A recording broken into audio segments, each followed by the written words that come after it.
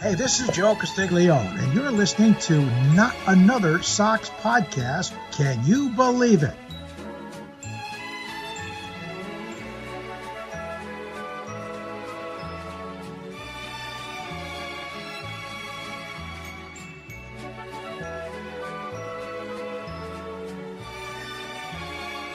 Yankees suck! Yankees suck!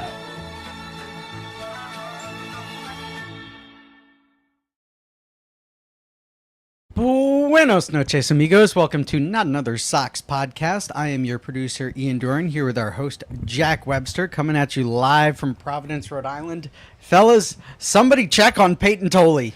Oh man, Somebody, is he okay? he lost his best friend. They're like kittens that you can't separate in a litter that, you know, they're like must be adopted as a pair. That was Peyton Tolley and Connolly Early.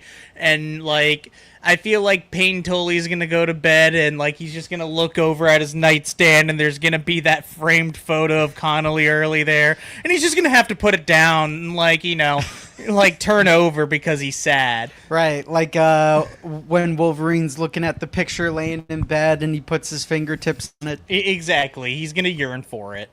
I'm going to have to make that meme after this episode. Yeah, go right ahead. Do it while we're making the episode. That's great audio content. Wow. Video, photo, Click, and click, video click, editing. click, click, click. Touch, touch, touch. Actually, Keys, that could be keys. good ASMR, yeah. You want me to do some Yeah. ASMR of me making a meme of Peyton Tolley missing Oh, yeah. Connolly Early? Just right on Snapchat and Instagram. I love the Snapchat photo edit feature. Oh, yeah. Yeah. It's so much better than using AI bullshit. Why would I ever use AI bullshit? That's what we're saying, yeah. Granted, once in a while I let the AI cut some of the clips for us, but they always come out less than I want them to. I just... Here, chug this water right now. Just throw it right out the window. Chug this water. Yeah. I'm actually, tomatoes are blue, and then I'm going to go flush the toilet 100 million times just to cool off. Yeah. Welcome to Not Another Sox Podcast. Big night. We have all kinds of stuff to talk about, speculate about. You had a little emergency episode the other night. Yeah, we did. Just chilling Saturday night, minding my own business. I think I was watching King of the Hill. Yeah. You know, like new season just came out. Quarter free after plugs. 11 p.m. Yeah. And then you get the Jeff Passan notification, and it's a little out of the, you know, it's still a full week out from the deadline at that point, and you're like, oh shit, the Boston Red Sox have made a trade, and you keep reading, and then you see Connolly Early's in, and you're like, oh shit, who's he? Must be getting someone good back. And then it's Curtis Mead, a name that, you know, I did the mini episode on the other day. I'm sure we'll still have some more thoughts on it, but not the name that you expected. So obviously a lot of reactions to that. Now we've gotten to, you know, digest it a little bit. We're actually seeing Curtis Mead in the lineup tonight in Oakland.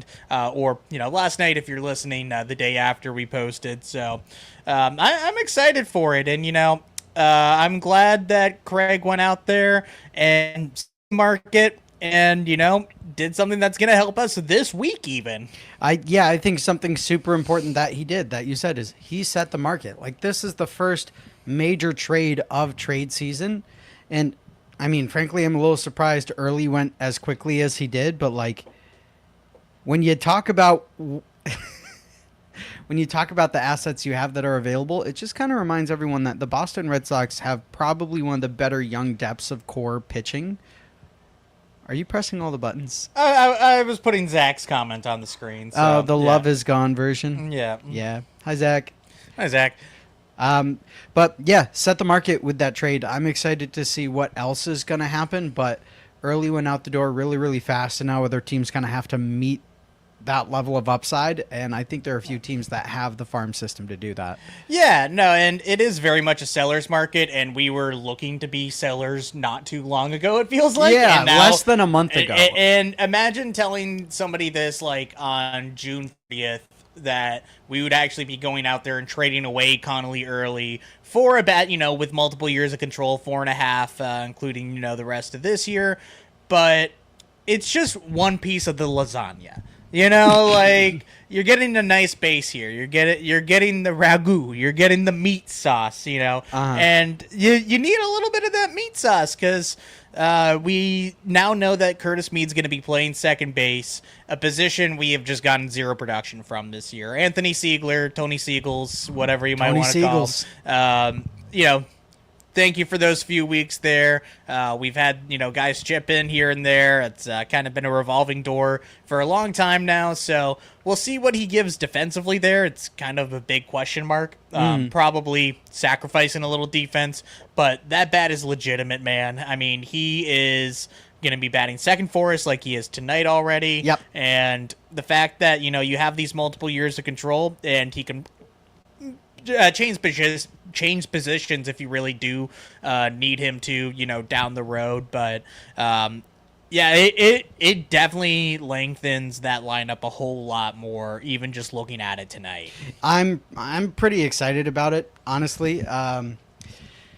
There are some concerns because it's his first real big breakout season, but everything under the hood looks pretty all right. And I think part of the reason the Sox were able to go on their 15-game win streak is because Tony Siegels in this time was producing with the bat. And even though he's kind of cooled off a little bit, in that 15-game stretch, he was hot. He was hitting really, really well. Would Meyer have been capable of that? I like to think so, right? But when Meyer went down, he was not producing at that level. And Tony came up and for that 15-game stretch was producing at that level. And hopefully out of Curtis Mead, you maintain that level of offensive production so that you can continue to put things over the fence. As they say at our frenemy rivals podcast, Yankee Files, hit ball over fence. Kind of the whole shtick. So hopefully Curtis Mead can keep up with that production. Yeah, I don't see any reason why not. It does seem like it's a legitimate breakout. It's not just like all the expected numbers are bad and, he's getting lucky, hitting little dingy cheap shots.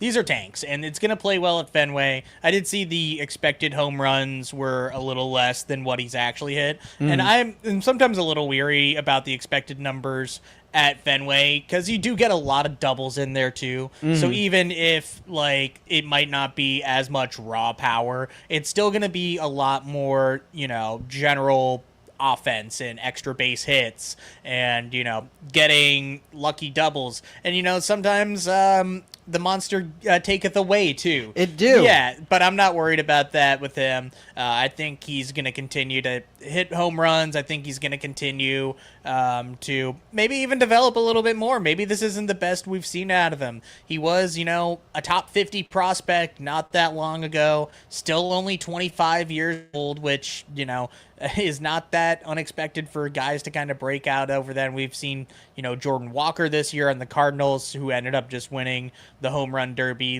I'm not saying that Curtis Mead might be that type of dude, but hey, this is better than what you were getting really any other spot. You didn't know if he was going to be playing third base or second base. So I'm very excited for this, and I'm excited for the how it sets us up for other moves as well, since this can't be the only piece. Right. And 17 home runs as of now, that's not nothing.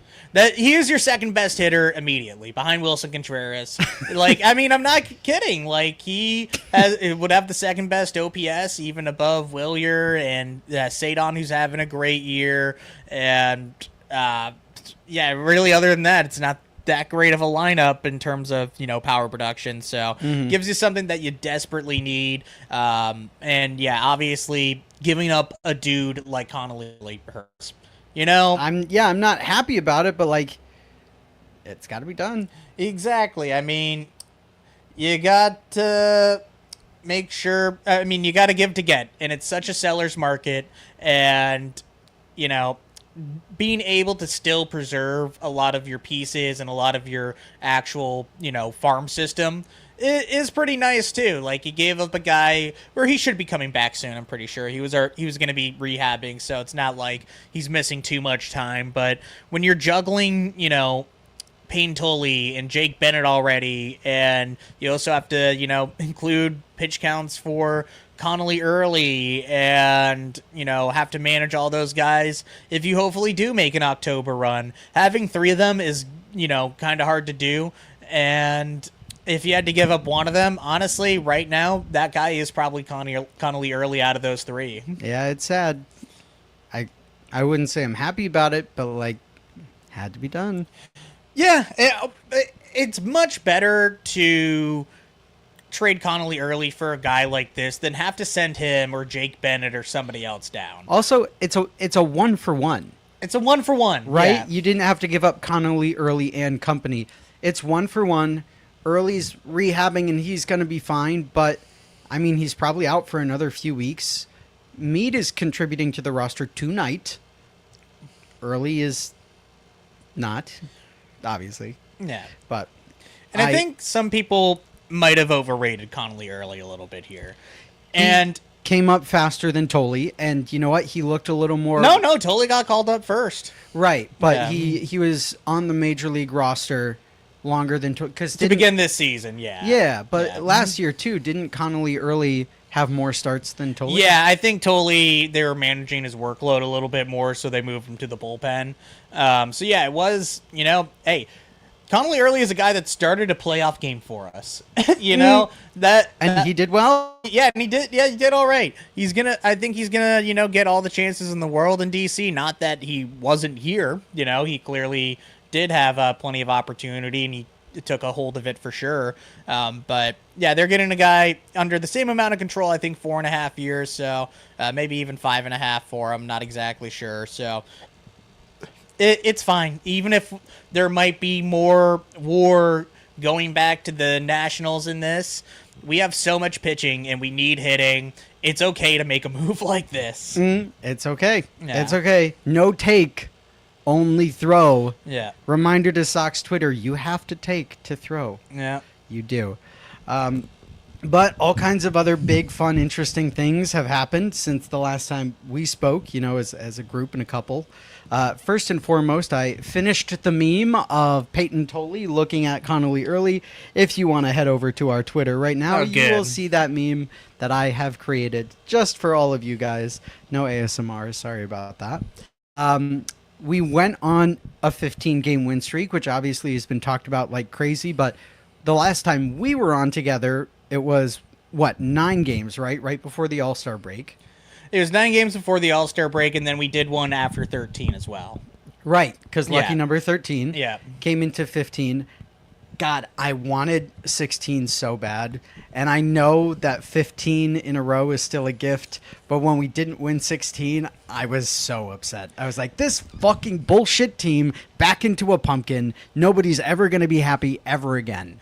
I know. And it would have been really fun. I'm glad we at least tied it. I mean, we talked even about this last week. We've never seen anything like this from a Red Sox team in our lifetime, especially given the whole... It's one thing to even go on, a 10-plus game win streak, but the timing of when we did it, absolutely unbelievable to catapult us right back out of extinction, essentially, and put us in a playoff spot right before the trade deadline. It could not be more serendipitous, in terms of how it all came together. And even though the streak is over now, hey, we still won back-to-back series, and the one game that we did lose, hey, it was a kid in Eduardo Rivera and then Brian Bayo piggybacking. We scored 1 run anyway, so it's hard to get really on somebody like that. And I'm sure we'll go into each game and everything. But yeah, the vibes of the win streak have changed literally everything. It was really cool getting to 15, and it was that day game because of the rain out, and it was fairly close. You ended up using your back end arms, and Fenway wasn't even full, random Wednesday afternoon. Happens. But, everybody was so electric, and even in the game that we lost on Wednesday night, everybody was just so loud, and the energy was so much different than what we've seen earlier on this season. It really kind of felt like a, playoff game. It's also as expensive as a playoff game because it was over $200 to get into the door on a damn Wednesday night. It's the most disgusting yet beautiful thing that you're gonna see. Yeah, younger me, 3 weeks ago, me prayed for times like these, and I regret it. But after not winning the 16th game, ticket prices are kind of back to normal. And this team is officially a competing team. The Orioles were a good team. I would have been surprised if we had taken all games from them. Blue Jays, even though they're a garbage team, somehow always have our number. And it's most of the same talent from last year. I don't know how they fell off as hard as they did. But good couple of games, really good pitching performances, really excellent hitting. Caleb fucking Durbin. Oh yeah, I love him. That Monday game really started to get me to believe, because it was so back and forth. Like I mean, fuck, you're gonna make me believe. But hitting that go-ahead home run in the 8th inning, that was one of the top moments of the season. Oh like, that. The walk-offs are always fun. They're, obviously exciting and everything, but that felt as close as possible. And then in the 9th inning, Chapman's been looking a little shaky, but hey, not blowing it. Yep. And then just the line drive right to Chang, and like Fenway sounded like it was gonna explode. Yeah, which excellent catch by Chang. Like I get Chapman locked in, he was ready to put things away, but without the full extension from Chang, that ball's a hit and it's a tie game, right? Yep. So if not, worse that they could have taken the lead since those runners at second and third. I guess, and you have to rely on Jarren Duran to make that throw, which his accuracy on that throw right now is like 70-30. Really, really tough to watch.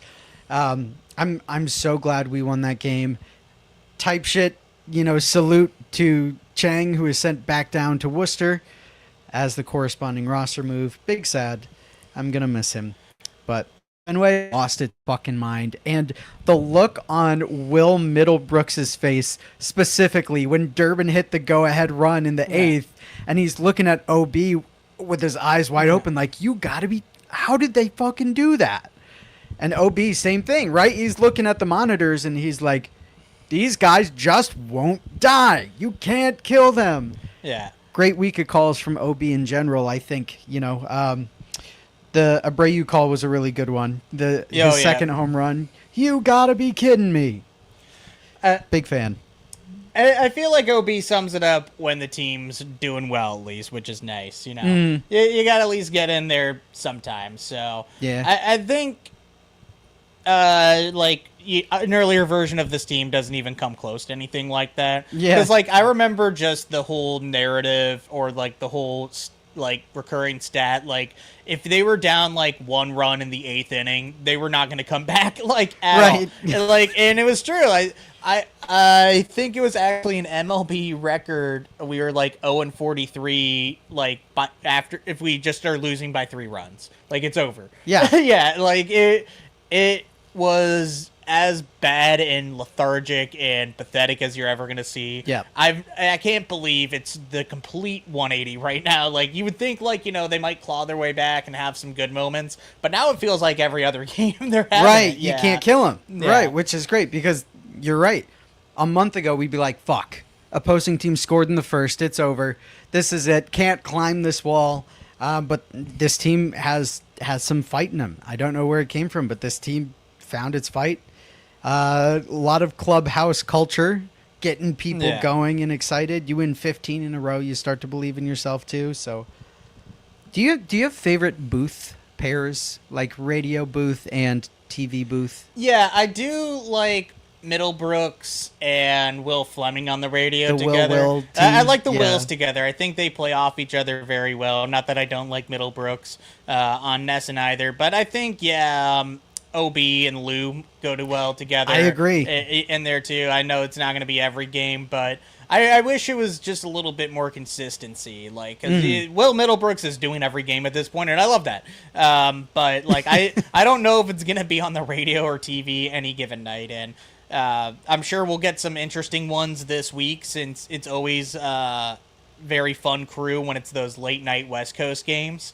So yeah, 8:40. What did I do to deserve 9:40? It's starting at 9. It's starting at 9:40. Hold on. I got to look this up. Sox start Monday, Tuesday, Wednesday, Thursday, all 9:30 this week. Oh my God, 9:40, 9:40, 9:40. Was it something I said? Yeah. Did I do something? Then, hey, Friday night, 10:10. Sunday night or Saturday night only 9:10, and then even Sunday we are the Peacock game, so we were at 7:20. So just late night Sox all this week, baby, right, taking us right into the deadline. What the fuck? Sounds like some shit. It is some shit, let me tell you. I'm fucking dicks. Well, you know what? I'll be up late anyway. It's that time of year where I'm watching trade rumors, just hyper-focused right in there. Are you pressing the button? Even Sunday, Zach says. Yeah, it's the worst, even Sunday. It's it's going to be a late couple nights for the next week and a half anyway. What button did you press, Jack? I pressed that they suck. They suck so fucking bad. In terms of the night games. Yeah. It's tough, but I'm going to be looking at other players around the league. Obviously, there's a lot of guys we're speculating about.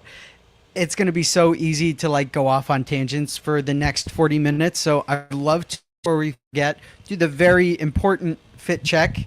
This is obviously a choice, the Walgreens uniform. Oh, yeah, Walgreens. Oh, you're the first person to point that out. We're rocking a little Nationals 2019 World Series here. And we have, the Blue Jays who we just beat, but they are in D.C. And Max Scherzer is starting tonight, probably his last time ever, making a start in Washington, D.C. I hope he goes into the Hall of Fame in a curly W. And I don't see any reason why not. So, Max Scherzer, pretty cool. I like Max Scherzer a lot. Yeah. That was unfortunately a pretty legendary fall off because even with the Mets, he was productive. But yeah, and I mean, hey, that's just getting older. He started Game 7 of the baby. World Series this last year. He did. And he was fine. He held his own. It's not like he was bad in it. Yeah. Right. Like, if I'm trusting someone with 4 innings in the World Series, I know Max Scherzer can do 4 innings in the World Series, Yeah. So. He will let his arm fall off before, anything else. He literally will. He's hardcore like that. So, jersey approved. Big thumbs up on that. Nationals jersey for a particular reason? No, just a. Well, I guess we did make Nothing the trade. To do with the trade, I guess. Yeah, I wore it for Max Scherzer though. Do we like Craig again? Well, we'll see after this week because we at least have already beaten last year's trade deadline. What do you mean? This is better than 2 months of Dustin May? Yeah.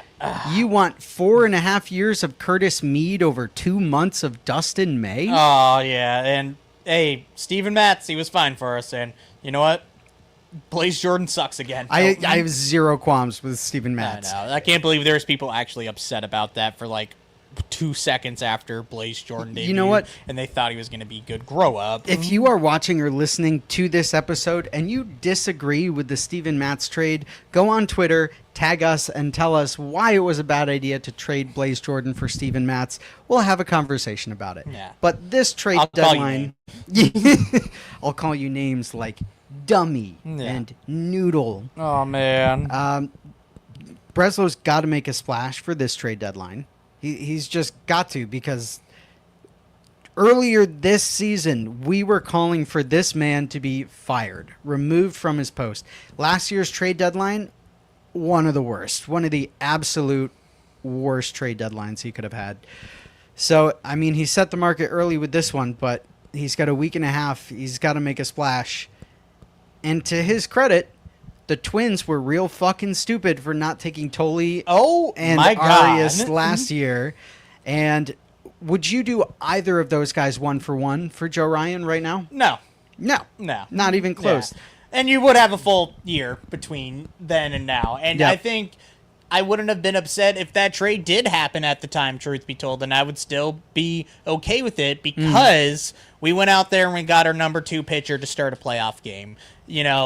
If Joe Ryan is starting instead of Ryan Bayo in New York, things might go differently. And then who knows for the rest of the playoffs? But you do have that guy who you would have had for 2.5 years. So I would have been okay if, Frank ended up being the number 3 prospect and totally ended up throwing the ball well in the majors. Would have been sucked having both of them do that. But either one of them should have gotten that deal done. And I can't believe Minnesota has just middled for the last year. Yeah. And like they're not getting more value on him. I don't know what their plans are with him at the deadline, but I can't believe they're tricking themselves into thinking that they might be buyers, or you are not doing anything, Minnesota Twins. Grow up, accept your fate.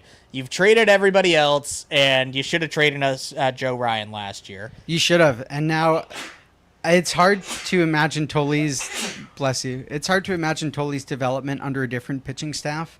Arias.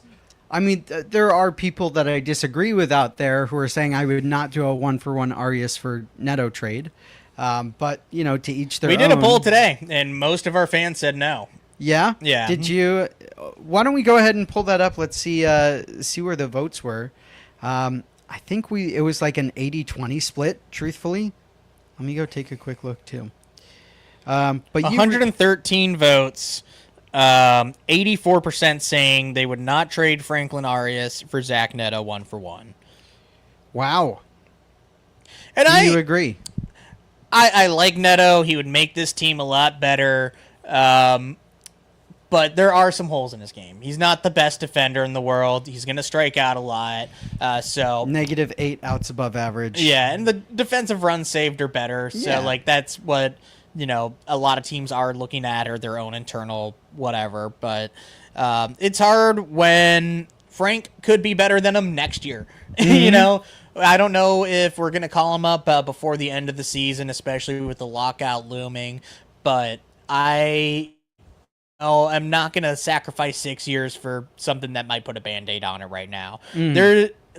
People do always like to say, oh, you don't know what you're going to get out of prospects. You don't know what you're going to get out of major leaguers either. I don't like that argument, especially when we have so much more data on minor leaguers and have a better idea of the legitimacy of a lot of them now, I feel like a lot of days. So you could say all the same things about Zach Neto that you could about, as Franklin Arias, where there are certain unknowns. You really never know what you're going to get, but you do have to obviously give to get, but I'm not sure you have to give up Franklin Arias to get Zach Neto. I don't think you do either. In a 1-for-1, I'm not sure, but you know me, I'm firmly planted in you don't know what you get with prospects. And I was big on that last year with Meyer and Anthony as well, which granted, Anthony came up and contributed to the major league roster right away. I think Anthony's already up in the majors before the deadline, if I'm remembering correctly. Last year, yes, yeah. he was called up in June, but I was a big proponent of you don't know what you get out of prospects, and everyone's saying, this team isn't the best team you can have on the field. Call up the prospects, and it's like, well, reminder, right? Like the gap between AAA and the major leagues is pretty big. You might get something out of prospects, you might not. It's a pretty big gamble. But bit of a side tangent on that. As of right now, Anthony is still hurt. Meyer is still hurt. Neither of them had huge contributions to the major league this year. I'm not trading Roman Anthony for anyone. You already extended him, so yeah absolutely. Nothing except for someone crazy like fucking Bobby Witt Jr. Yeah, Bobby Witt and James Wood would be like the only two dudes, but yeah, not Juan Soto. He's, for everyone out there who thinks Juan Soto's available, he's not available. Yeah, no. They just gave him $760 million fucking dollars. He's not going anywhere. No, he's not going anywhere. Well, believe it or not, we're actually coming up on our half hour pretty quickly. So we got another minute here, and then, we'll recap a bit of some of the series that we saw. A lot of promising things in the Orioles series, and I just hate the fucking Blue Jays. Like, I get we beat them in the series. I hate the Blue Jays so much, and I'm tired of them. Can we get rid of them? Yeah, well, can we build a wall? We're terrifying them. Yeah. Every time they come in, you have to remove 50% of your roster. Yeah. Actually, as far as I was concerned, the only Blue Jay that came to America was Dylan Cease. Yeah. We'll talk about that after the break, but this week's sponsor is coming at you from car batteries. Throw them right in the ocean. Jack, hold on. Before we go to commercial, Our sponsor is car batteries that you throw into ocean. Yeah, you buy them right off the rack and throw them right in the ocean. Why wouldn't you put them in your car? Ocean. And we're back from commercial. From car batteries that you throw in the ocean. Yep. They are actually made specifically for that. Yeah, they rust extra quick. Don't they kill all the fish? Yeah, and then you get some sashimi. You get a little cooked sushi? Yeah. I've always wondered that. Like, when lightning strikes the ocean, does it kill all the fish, or does lightning not travel through the ocean that fast? You know, there's no way of actually knowing unless if you're a fish. And at that point, I guess you wouldn't know, because you'd be dead. Because you'd be a fish.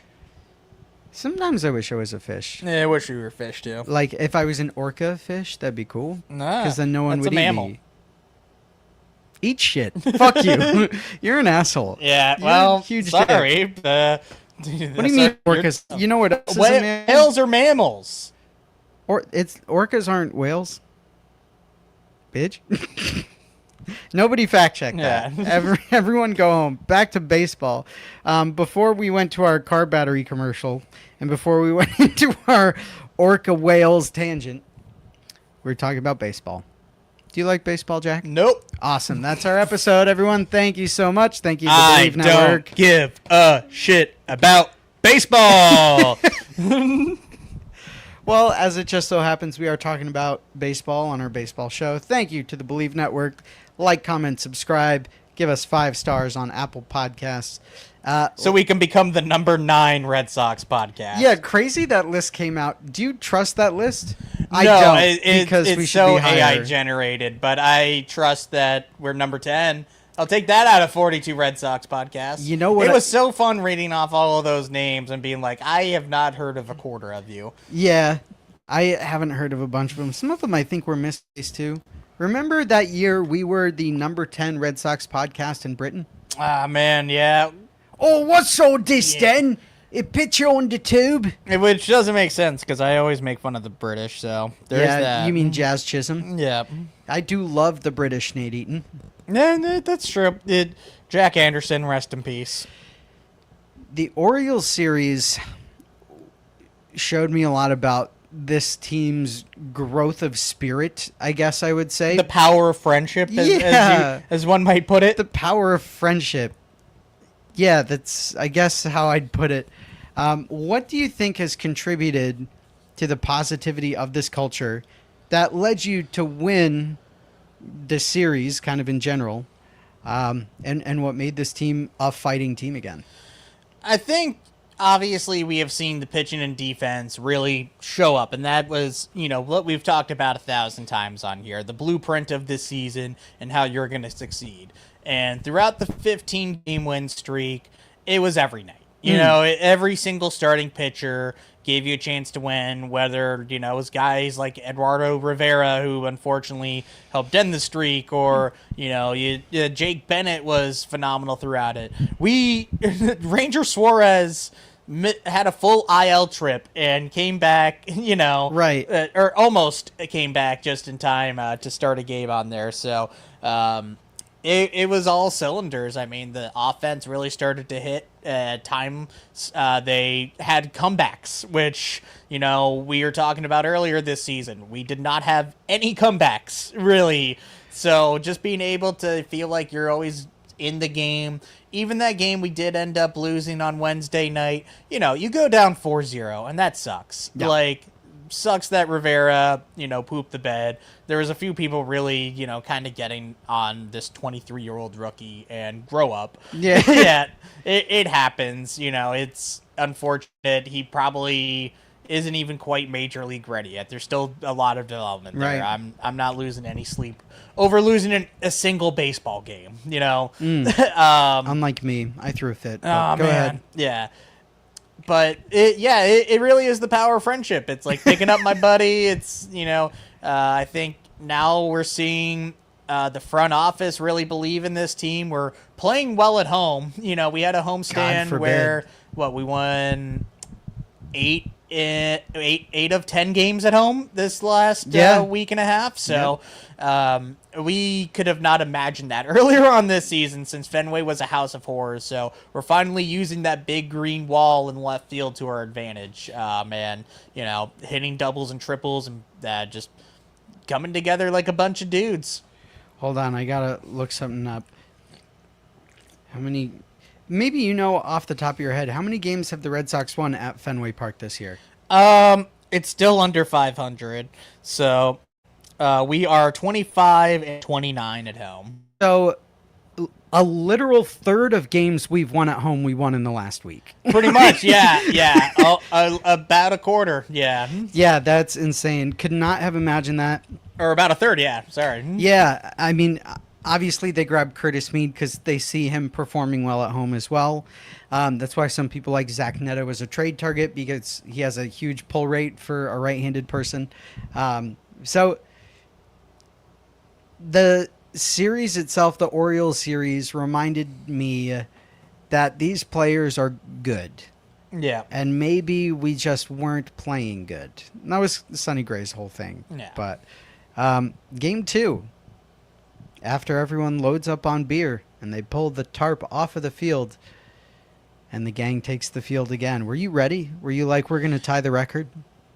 Well, hey, the rain out did kind of help us, because it was going to, because Ranger wasn't quite ready to go. So that pushed Jake Bennett to the Wednesday day game, and he did well that game. Almost went 6 innings. I think there was a ball in the sun that ended up getting lost. It was hard for both sides, but yeah, he continues to just show that he belongs in the major leagues and that he was probably better than Connolly Early, And I'm not saying that as an anti-Connolly Early thing. I'm going to be cheering for him. But yeah, Jake Bennett, he is looking legit. He is giving you a chance to win every single night, and I think we see him for a lot of the rest of the season. I think so too. There are probably 2, maybe 3 trade packages I would throw Jake Bennett into, but like it's harder now that you traded Connolly Early too. Yeah, it says a lot on what Breslow thinks of Jake Bennett, having sent Connolly Early in that trade rather than Jake Bennett. Would have been very funny, hilarious, if we traded Jake Bennett back to the Nationals for Curtis Mead. I think legitimately, I don't think you can accept that if you're Paul Tabelli. Legally or yeah, objectively. That would have been very funny, trading away Jake Bennett and then just reacquiring him a year and a half later. Not even. Just 6 months later. Oh my God, was that this offseason? That was this offseason, yeah. Oh my God. Maybe 7 it's months. It's like in Pokemon, months? Yeah. It has 6, 7. It's like in Pokemon when you leave your Ditto at the daycare and you come back and it's like, your Ditto's gained 50 levels. And you're like, oh, sweet. Yeah. Sick. I'll take that back. Yeah, I don't think Paul Taboni could have taken that. I also wonder if they had called specifically for Curtis Mead, but again, you could speculate on that all day. No. Going into the night game, when you had Eduardo Rivera start, and you got a rocky start from him, how did you feel watching that? And how did you feel knowing that Brian Bayo came in shining armor right after that and kind of kept it together? Yeah. Everybody hates opening for Brian Bayo. Everybody hates Brian Bayo. Yeah, for some reason, no matter who it is, it could be Giovanni Moran or Danny Cockenballs or any person that we throw in that Bernardino. Yeah, Bernardino. Yeah. I wish he's doing great this year. I want him back. I'd take him back. But yeah, it's not only 1 or 2 runs, it's 4 runs like this, and they can't even get out of the first. It was almost 40 pitches, it looks like. Yeah, 41 pitches for 2/3 of an inning from Rivera. Yeah. And then, Brian Bayo comes in 5 1/3, shutty, 5 Ks, 1 walk. It's becoming comical, the start versus reliever Bayo. But unfortunate, you would have obviously loved to win that game. But if you're going to lose a game, that's the game you lose. That's where fine. It's you're bullpenning, it's your worst starters. You have Rangers coming. You only didn't wasn't activated because he was still sick or under the weather or something. So who knows? Maybe even if Ranger Suarez started that game, we still only scored 1 run. You know, like that's still an offense problem. Yeah, it happens. These losses happen to every single team, in baseball. So it's fine. It's sad that we could have gotten the record, but it's still always about, winning the series and, continuing on that next one. Because, like, let's say we won that series and then lost a series to the Blue Jays. Well, then that 15-game win streak starts to, matter a little less. But the fact that we won that series, which obviously I'm sure we're about to get into, makes you feel a whole lot better about just, like, not only the win streak, but just, like, the whole month of July, essentially, at this point. Do you know if we won the World Series the previous time that we had gone 15 in a row? That was 46, so we made it to the World Series, but we made lost. it, but we did not win. Yeah, fuck Eno Slaughter. But this team still has a chance to make history if they win the World Series. Yeah, when they win the World Series, you mean? Yeah, yep. I mean, knock on wood, this team is looking more and more like a contender every day. We'll see. Yeah, the playoff odds keep shooting up. We're at like 70% now, at least at the time of recording here, which is a lot from 8%, which is where we were at one point. So, which is where we were at 2.5 weeks ago. Yeah, where we were at last month. Yeah. What was I gonna say? It was really, really smart, genius, even I would think. Winning the World Series would be cool. Losing the game to the Orioles, that was tough. Yeah. I don't think Eduardo Rivera deserved that fate. I think there was an error in the first inning that kept him from, Yeah, there probably was, yeah. So. Let's move on to the Blue Jay series, though. God, I fucking hate Dylan Cease. Yeah, if I don't see him on the Red Sox very soon. Well, let's talk about Friday first. We got a game in there, I'm just upset. Yeah. I'm just mad. Okay, I'm over it. Yeah, okay. Friday's game. On Apple. What? Yeah. First of all, stop. Just put it all on. I pay for NESN. Put it all on one streaming service and let me watch it there. Though the Apple broadcasts are probably some of the more high quality broadcasts. Yeah.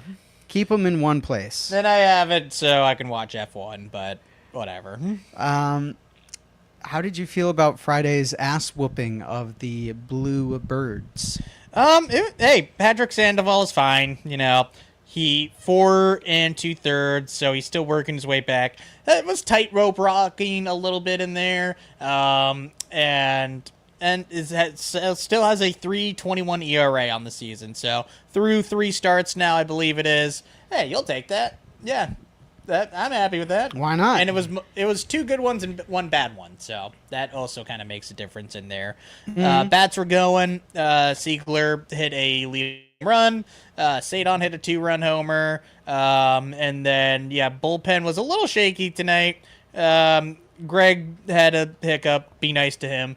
Greg. Yeah, Whitlock gave up a run, and hey, that's gonna happen every once in a while. But the fact that we were able to just come back immediately again in the 8th inning, had some big hits, and retook the lead, and then Chapman locked it down again. Hey, felt really good. It made it feel like, hey, we may have lost the win streak at 15 going on 16, but we're not letting that knock us down by any means. Not at all. And team bounced back and took on the Blue Jays head on. Dalton Varsho over there has been looking pretty abysmal. So truthfully, thank you for that. Yeah. A lot of big home runs in that game, I think, right? Or was it mostly small ball? I thought it was home runs. You got the Siegler and you got the Sadon. I think that was it, though. I fucking love Sadon. Oh my god, him doing well this year just makes me so happy. When you talk about successful contracts out there, that might be the best contract in baseball right now, at least on the Red Sox in terms of value, buying out some free agent years and just avoiding arbitration with a guy like this, absolutely massive. So love that one. Yeah, and it cancels out the Brian Bayo one. Yeah. Did he have that spectacular play in Game 2 or Game 3? I believe it was Game 2. I think that was when Sonny was kind of, in and out of trouble, we had that double play. I believe it was the second inning, and then I think things kind of blew up from there. Yeah. I mean, Sonny was due for a bad start, but I don't want to push you off of game one. I was ecstatic to see this team beat the Blue Jays. I was partially worried that you lose a game to the Orioles and then you just fall right back down the slippery slope. But team pulled it back together, beat the Blue Jays, who, again, for some reason are not a good team this year. Yeah. Well, it's 2 out of 3 years they've been bad. So which one's the fluke? Ask Miguel Rojas. Yeah, literally. But if you're asking me which year was the fluke out of the last few, I think I know which one I'm picking at this point. Which one? Yeah, the one that's the massive outlier. Oh, yeah. Moving into game 2. No, thank you. All right, Okay. right to game 3. No, yeah, pretty much because we got one hit, and I'm glad that we even got that. Yeah, we got complete game shutouted by Dylan Cease. Except Connor Wong almost had a home run in that game, and the only reason we weren't able to rule it a home run is because we don't keep any fucking cameras on top of the monster at Fenway, which is crazy to me. I can buy a camera at Walmart for like $25, and the Red Sox can't put a camera up there? Oh, man. Bullshit. I wanted Connor Wong to get that home run off Dylan Cease so fucking bad. Would have been very funny. It would have been the funniest home run Connor Wong has ever hit in his entire life. Yeah, right up there, but at the same time, sucks getting shut out. Hey, it sucks that Sonny Gray had a bad outing. Could have been one run and it would have been all the same. Alec Gamboa, 4 innings out of the bullpen and looking pretty good. Gave up 1 run, struck out 6. So thank you for your service, making sure everybody stayed rested because we did need them the next day. But the Dylan Cease, I think there was like some narrative or talk when he signed, like, oh, Red Sox couldn't do this. Oh, we got Sonny Gray instead, and the Blue Jays are getting Dylan Cease. And I was not a big Cease believer. And hey, if anything, at a certain point during that game, I was just happy that it's gonna hurt Cam Schlittler's Cy Young chances. I'm leaving here with something. I'm leaving here with something. So sucks that Sonny Gray wasn't good, but I would rather have Ranger plus Sonny than probably even Cease still. So yeah, and don't get me wrong, Cease has been good. He's striking out guys at nearly a 40% clip. Very proud of him.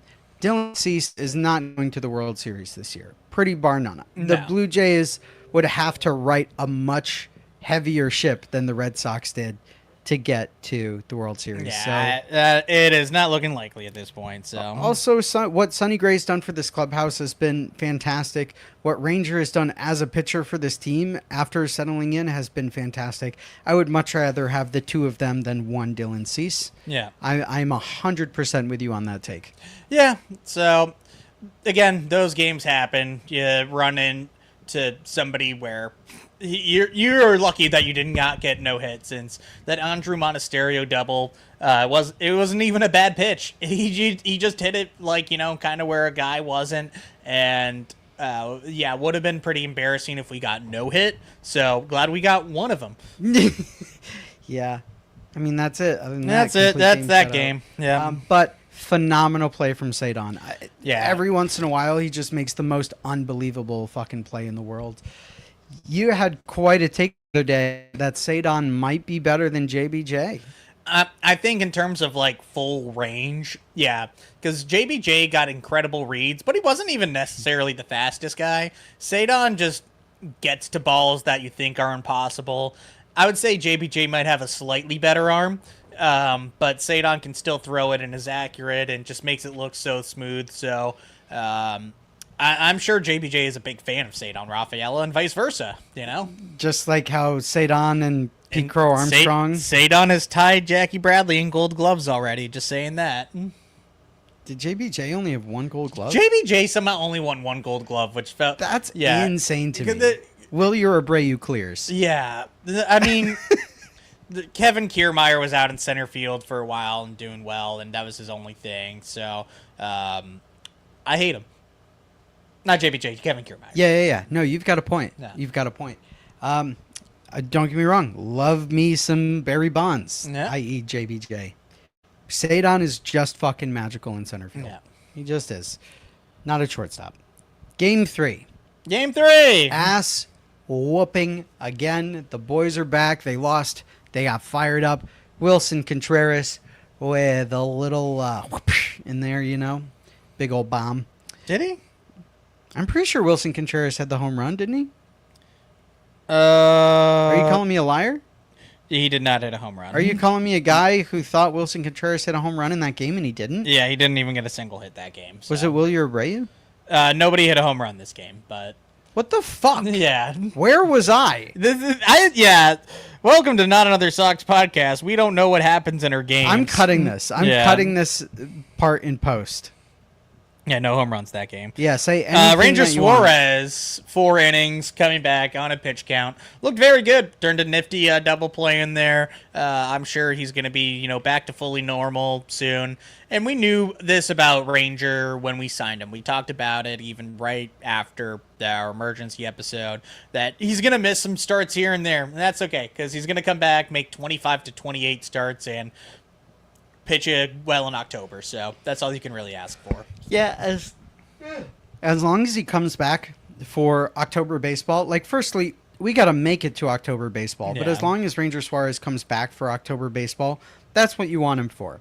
There was talk this week of Garrett Crochet coming back to pitch out of the bullpen for October baseball, right? So, even the guys that are injured that are demons want to come back and, throw as well as they can for this team in the postseason. Yeah. So it's on the guys on the current roster to get you there so that Garrett Crochet, Ranger Suarez can light up in the postseason the way that they're supposed to. Absolutely. And glad that, we're having that conversation about playoffs and everything. And I think the bullpen is looking good, too, for the most part. You have your back-end guys. You have Whitlock. You have, Chapman. Both of those guys that you're keeping now. Oh, yeah. And I feel like we're starting to figure out that 6th and 7th inning. 6, 7. Yeah. Slayton has looked a lot better. Greg he gave up some runs the other day, but he's even looked better. Yep. Tyron Guerrero has looked excellent. Has been unbelievable. Yeah, and so you could always go out there and get another reliever at the deadline, and I think we probably even will. Probably someone along the same caliber as Steven Matz. Right. Where it's just more reinforcements, and you're gonna have guys that are gonna move from the starter role to a bullpen role later in October, especially when you're talking about guys with inning limits like Payne Tolley and Jake Bennett coming off of Tommy John, and Garrett Crochet hopefully coming back for something at all this year. So Jake Bennett had Tommy John before Patrick he came Sandoval. Here. No, Jake Bennett. Jake Bennett had Tommy John. Jake Holy Bennett shit. did have Tommy John before. Yeah. Oh my god. Yeah. How is he so good? Oh man, yeah. It fixed everything. Yeah. Yeah. Anyway, sorry, you were saying. Yeah, so I feel like, hey, if you go out there and you get a great lefty, it can never hurt, if you get an Adrian Morejon or or even a reunion with Brennan Bernardino or somebody like that. But it's low on my priority list of trade wants and needs right now, personally. Honestly, I mean, who doesn't love playing GM this time of year? I've been wanting Bernie back for a few weeks. If you put a trade package together that gets you Bernie and Goodman to Boston. I like how you just added the main piece. You get Brennan Bernardino and Hunter Goodman. Yeah. Well, I mean, we'll take him, right? I just don't see, he's fine. Yeah. I'll take him if you don't want him. Oh, man. Obviously, the trade would be for Hunter Goodman, but you fit Bernie in there just so you can replace Danny Coulomb, Danny Cockenballs, because he was atrocious. Yeah. Now you need another lefty.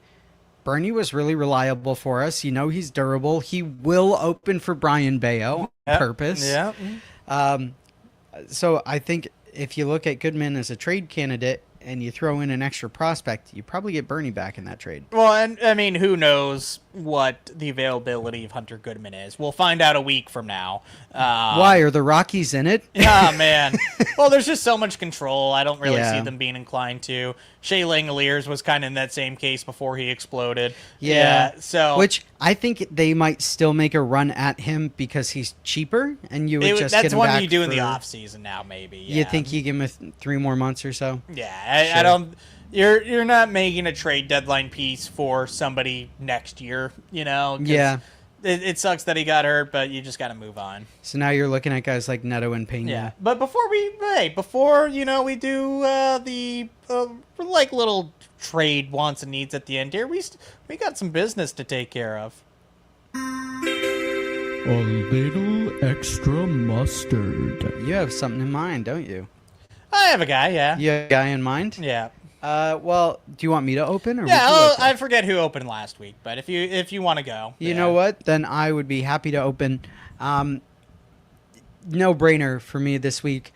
Game 2 of that Blue Jays series. Ceddanne Rafaela not only laying out for a spectacular catch, but closing the double play.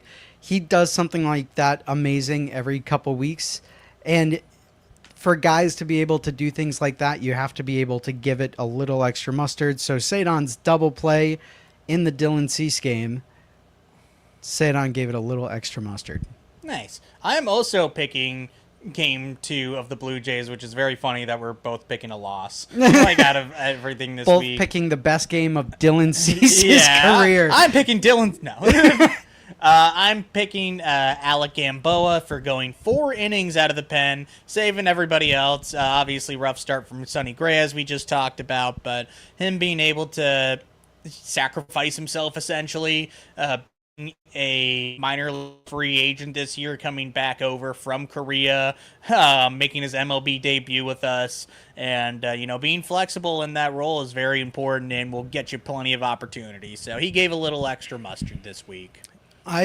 All the Alec Gamboa that I've seen this year, I've quite liked. Yeah, that was a really unique under the radar pickup from Breslow, and he's been effective. I like him quite a lot. Yeah, me too. I wonder if he's a trade candidate, truthfully. Hey, I'm not looking to trade away guys right now. Maybe Alec in Gamboa? Yeah. Hey, if the team is asking about Alec Gamboa, sure, I don't care. Hey, you're gonna need to make 40-man roster spots, and there's guys you can DFA easily right now. But yeah, Trevor. Yeah. Duran. Very interesting, and I guess we can, now that we're done with the mustard. Yeah. I think it's very still showing that we got a second baseman, and we're still like, hey, we need a shortstop. And Trevor Story's like, hey guys, I'm coming back, and he's like, and they're like, yeah, we need a shortstop. And they're like, we need Zach Neto, we need Jeremy Pena, we need Ellie De La Cruz. Yeah. I still think if you get a shortstop and you get Story back, you play Story at second or you DH Story. He's still gonna have a spot on the major league roster. I would probably just DH Curtis Mead. That's what I'm thinking. Yeah, and then play Story at second. Yeah, or you get Story, traded to another team in replacement of, Neto or Yeet. Yeah. Or you send him to the Sun. I think the Red Sox are pretty much ready at this point. If push it's comes me, to I'm shove. the Red Sox. Yeah, pretty much ready. You know what? I am so indifferent on Story. I want him to come back and contribute to the culture on this team. I'm glad we're not counting on it. Yeah. Yeah. Yeah, that's what we're doing. You can't count on him. No. Yeah. No, he's getting hurt at this point. And I think that's what affected your relationship with Sale, right? Is you couldn't count on him throwing 140 innings. Yeah. I really like Pena. I just don't know he's actually available. Yeah. Astros, stop being dumb. You're not in it. You're gonna have to do somewhat of a rebuild at one point, since it's not going great over there. It's going exactly okay. That division is also shit butt, so I guess they do have a chance, but only because it's a weak American League. So call me Artie Howe the way I want Pena. Yeah, not Hattie. Yeah. Pena. He's the only. He would have been perfect. He would have been easily my number one choice. And I would have given up a pretty penny for him. So maybe we'll revisit it in the offseason. And he's from Providence. He's from Providence. What? He is from Rhode This Island. is the he went first to I'm University hearing of of Maine. this. Yeah, just in case nobody's ever told you. What's next? Rocco Baldelli? Oh, man. Yeah. Well, we are getting to right about 8 o'clock. It is impossible this time of year not to talk about trade rumors. And I'm sure in the next, week and a half, we're going to pop back in here once or twice. Big trade. I'm hoping that we have another emergency episode somewhere in there. If you had to guess who we're doing an emergency episode for this week, who is it? If It is so hard to guess because some of the surprise trades that Craig Breslow comes out with are pretty fucking mind-blowing. But if I were to nail down a specific trade, there's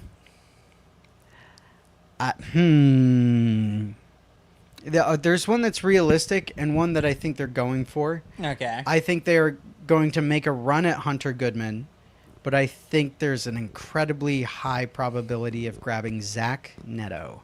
That was going to be mine too, but I'll go with the different one since I think Zach Neto, you can get it done without Franklin Arias. I think the Angels grow up, stop being stupid, and do it already. Yeah, they're fucking stupid. But I think that's one of the allures of Neto is you can do it without giving up Arias. I think in a Hunter Goodman kind of trade, you have to give up Arias. Yeah. So why did you have someone else in mind? I'm going to go one a little bit off the board here, and I don't even know if they would be for it, but we could match up well. And I don't think the Mets like him that much, but Francisco Alvarez, he hit ball real good. He did. And if they are willing to listen to offers on him, we can definitely help them out a lot. We could take on payroll, kind of like I floated out there with the Perdomo trade. You could also, if you really are talking to the Rockies and they don't want to give up Goodman, well, hey, how about we take $27 million off your hands by just taking Chris Bryant and throwing him into the ocean like those car batteries? Right. Yeah, like we could do that for you, Rockies. Chris Bryant car batteries. We have the luxury of being able to trade prospects, trade major leaguers, take on salary if we really need to. So I'm hoping that we get a little creative with it again. I am sure, if we have to do an emergency episode or a trade recap Monday, that there's going to be a move where all the mock trades in the world did not predict this. Yeah, I've seen Alvarez thrown around a few times. That would definitely be one of those kind of secret moves Breslow made while no one's looking. Alvarez this year currently is a 332 on base, but a 781 OPS and a 116 OPS plus. So yeah, I don't know how the defense is. I haven't looked that up, but his B WAR is 0.6, and I know you got to measure catchers by F WAR, but if you're looking for power production at the catcher position, Francisco Alvarez is definitely a power upgrade. You can't say he's not. I wouldn't even be surprised if there's some random moves. I could even see us getting some back end starter to help manage innings, down the stretch. I could see us getting another lefty reliever like I was talking about. Who knows? Maybe we even get an outfielder and just make it even more of a joke out there. So there's always that. I think you'd trade for half of Rafael Devers. You know what? Sure. Why not? Craig, please do it for me. But I think that's all we have for you this week. Anything glaring that you're like, man, I got to talk about it? Franklin Arias, he did get promoted to AAA. Huge, huge news. I think that's very intentionally timed. Probably should have already happened weeks ago, truth be told. So we'll see. We'll see if he's here next week. But if I had to guess, he still is. But I would be okay in the right trade. Yeah. There's one thing I want to mention before we close out our episode, because earlier you were talking about peeling back the pieces of lasagna and you got the ragu in there, right? Yeah. So I really want to know, is lasagna just spaghetti cake? I guess it is, yeah. It is Italian cake. Okay, I love you. No, I love you. No, okay, I love you. Bye. No, okay.